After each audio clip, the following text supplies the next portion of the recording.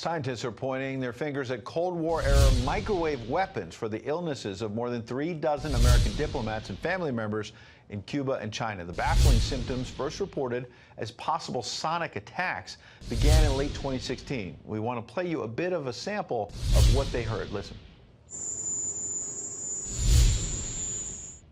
Now, Dr. Mark Siegel, Fox News medical correspondent, is here to tell us more. So that sounds like just like kind of a small thing, but this was being done over time, and it had a real impact on folks.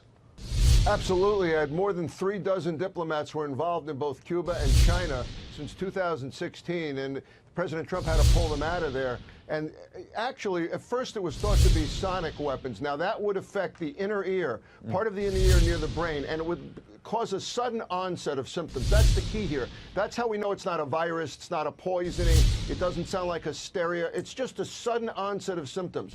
And it would cause a problem with balance, with dizziness, nausea, vomiting, which is what happened. And then later on, there could be some brain damage as well as loss of hearing.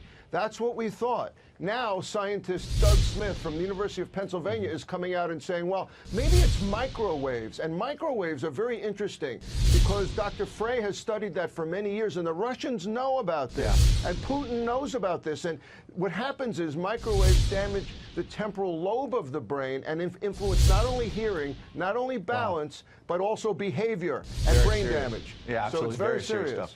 Could be either way. It could be either way at this point, but definitely something like either sound waves or radio waves. All right, let's go to another topic. There's this bill in California to start the school day a little bit later. I know with my own kids, they've got to get up at 6 a.m. sometimes. And look, it's a tough world. You got to learn how to get up and go at it. But sometimes it seems like it's a bit early, and they're trying to push the school day back. The parents are divided about this. What do we know medically about kids and their brains at that age?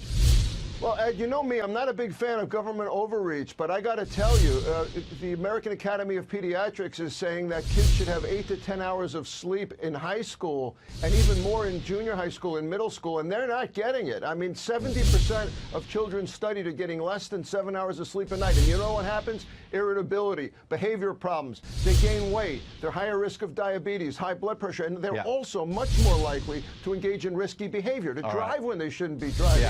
So I think that they may be right. And what about the commute? So if you add in the commute, maybe California's right in this case. Let's not start school until 8:30 in the morning. All right. Good advice from Dr. Siegel.